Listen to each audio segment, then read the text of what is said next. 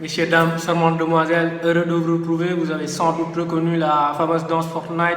Alors, je ne le fais pas aussi bien que le fait Antoine Griezmann, mais vous allez sans doute deviner qu'on va parler de lui dans cette vidéo. Et donc, après avoir parlé d'Hansi Flick et de comment il a transformé son Bayern, le Bayern d'ailleurs qui a été champion d'Allemagne pour la 8e fois consécutive, ils exercent une vraie tyrannie, une vraie dictature sur le championnat allemand. Aujourd'hui, on va parler d'un joueur qui a débarqué au FC Barcelone l'été dernier en contrepartie d'une somme financière qui a été assez faramineuse, 126 millions d'euros quand même, et qui a du mal à s'imposer au FC Barcelone, qui a du mal à prendre son pied, qui a du mal à s'imposer, à se fondre dans le moule FC Barcelone.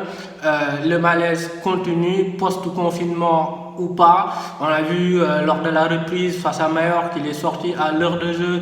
On a tous vu cette photo terrible qui a fait le tour du monde. Il avait la mine fermée, la tête basse, où il semblait vraiment députer le regard hagard face à Leganés. Il joue l'intégralité du match quasiment et il a été neutre comme d'habitude. Il a fait un match quelconque face à Séville. Il ne démarre même pas le match. Alors Antoine Griezmann, cette saison, c'est quand même 14 buts, 4 passes décisives en 40 matchs. On va dire que ce ne sont pas des statistiques qui sont catastrophiques pour quelqu'un qui vient de débarquer au FC Barcelone, qui ne joue pas à son poste naturel.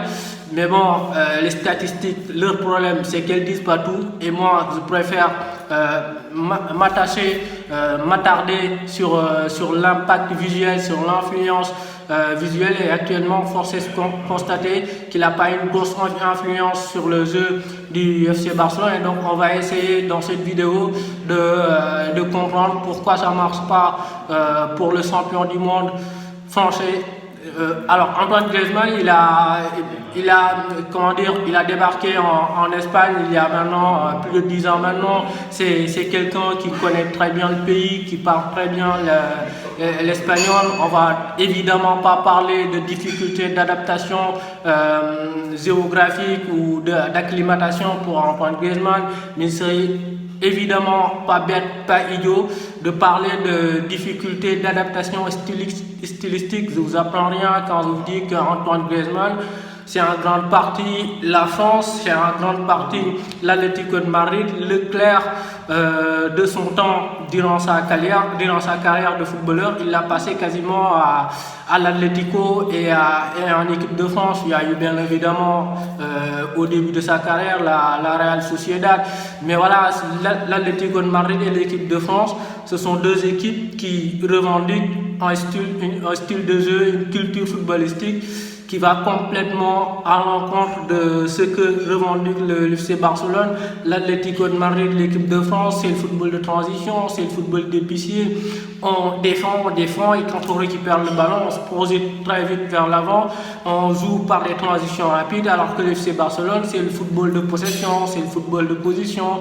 On essaie de générer des supériorités numériques, on essaie de bouger dans l'espace, d'aider dans l'espace, on est patient, on fait circuler le ballon. Et donc, il faut avoir les bons mouvements, les bons déplacements. Évidemment que ce n'est pas forcément ce qui explique les difficultés d'Antoine Griezmann au FC Barcelone. Mais quand on voit face à Leganés par exemple, Messi venir vers Griezmann et lui dire mec, va falloir que tu décroches un peu plus, que tu dézones un peu plus pour venir aider dans la construction du jeu. Quand on voit que la plupart du temps, cette saison, on a vu pas mal de fois cette saison où il faisait des appels à contre-temps, il se faisait des appels, excusez-moi, dans le mauvais tempo. On a vu pas mal de fois où il a demandé le ballon dans les pieds, on lui a servi dans l'espace. Pas mal de fois, il a demandé le ballon dans l'espace, on lui sert dans les pieds. Donc il y a ces mésententes, ces incompréhensions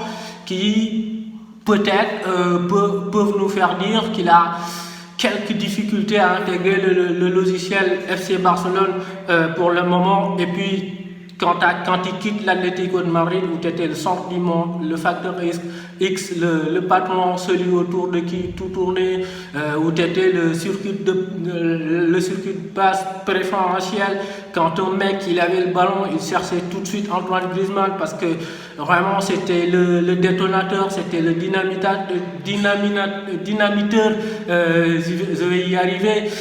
Et que tu viens chez Barcelone où tu es un joueur parmi d'autres, une star parmi d'autres, où tu n'es pas forcément celui qu'on cherche en premier dans les circuits de passe préférentiels, tu es le deuxième, voire le troisième dans la hiérarchie, bah, ça peut compromettre un peu tes chances de réussir dans le club. Et puis quand tu es sevré un peu de ballon, bah, difficile de s'affirmer. Et puis ensuite on a parlé de sa relation avec Léo Messi, on en a entendu tout un tas de choses, tout et n'importe quoi, que Léo Messi le détestait, qu'il ne l'aimait pas, qu'il l'ignorait ostensiblement. Moi je trouve ces explications totalement bidons, parce que évidemment que c'est pas le grand amour entre les deux, c'est pas un amour idyllique,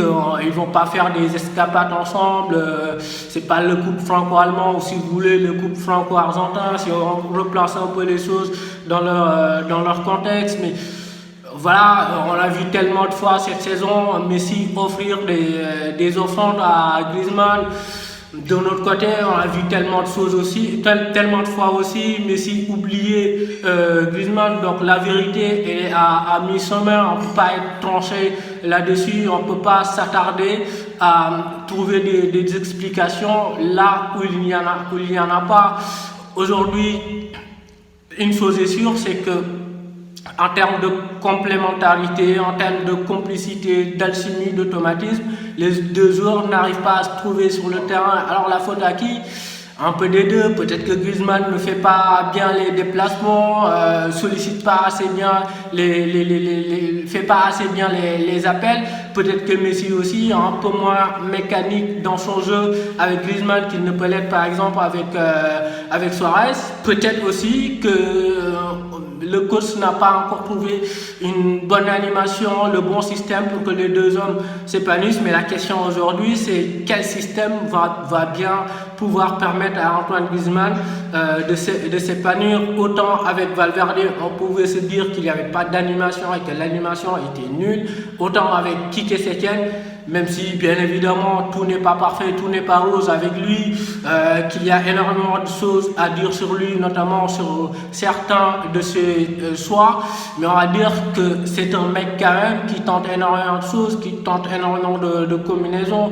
On l'a vu encore une fois face à Leganés, il l'a mis attaquant axial, et pourtant Griezmann il était aussi neutre que d'habitude. Maintenant le mec ça fait presque un an qu'il est au club.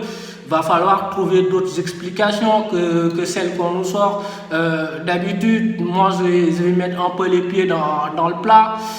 Je pense que le mec il manque un peu de personnalité, et on parle quand même d'un joueur qui a été champion du monde, qui a été 2 fois sur le podium du Ballon d'Or, qui a été le cerveau de l'Atlético de Madrid pendant plus de 4 saisons, qui a une grosse capacité à lire le jeu.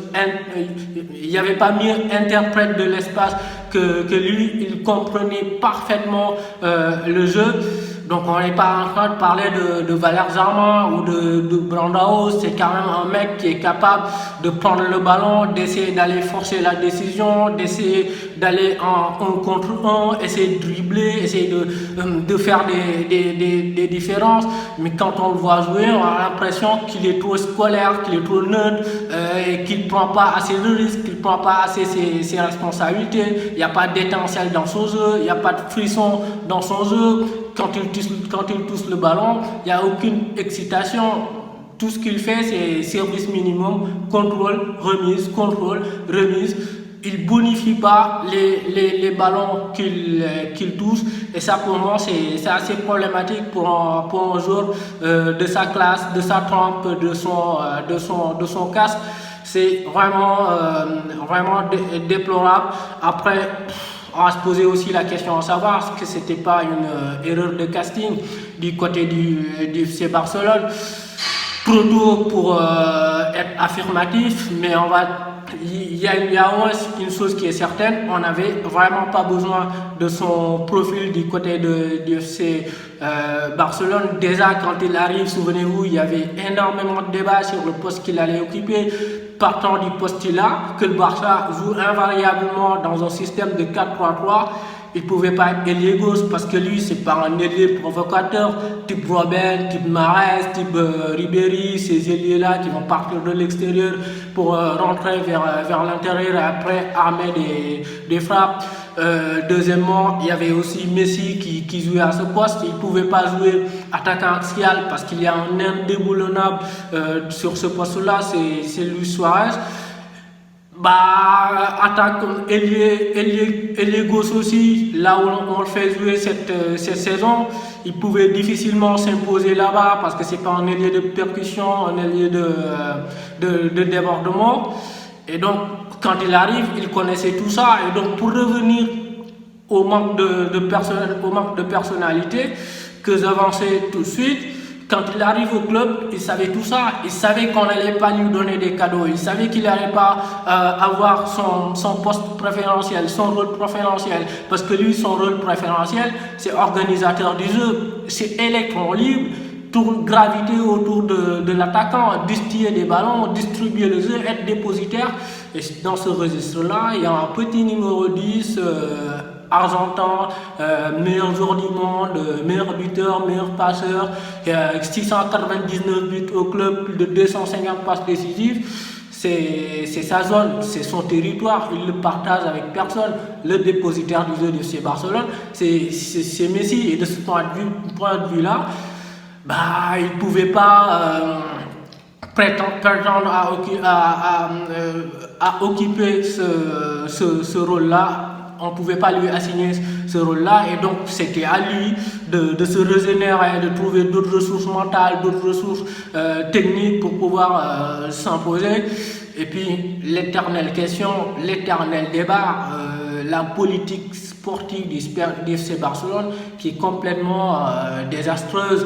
On l'a déjà noté sur le cas Coutinho, qui est assez similaire avec le cas Griezmann, parce que Coutinho aussi, il n'est pas ailier parce qu'il n'a pas ce coup de rein, il n'a pas cette vivacité, cette vélocité pour jouer à ce poste-là. On ne pouvait pas aussi le faire jouer milieu relayeur parce qu'il n'a pas les prérequis, les préceptes, les prédispositions pour jouer à ce poste de milieu relayeur. Et donc lui aussi, ça a fini par être compliqué parce qu'il n'avait pas sa place. On avait ce même problème de positionnement avec Philippe Coutinho.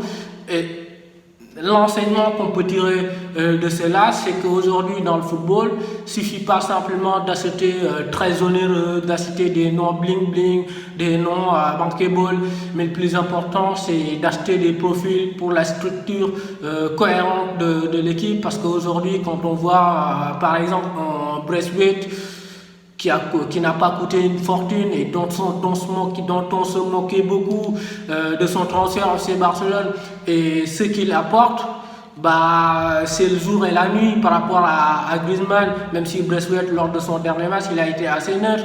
Quand on voit en Fati aussi ce qu'il apporte, ça contraste drastiquement avec ce qu'apporte Antoine Griezmann dans le jeu du FC Barcelone, parce que ce soit Braithwaite, que ce soit Fati, ils apportent cette notion de largeur.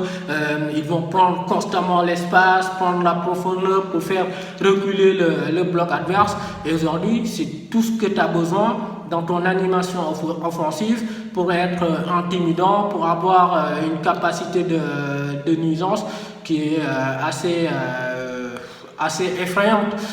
Et bien voilà, c'était tout pour ce débrief. On espère que ça vous aura plu. Vraiment, continuez à vous abonner, continuez à liker. N'oubliez pas, football plaisir, c'est ici que ça se passe.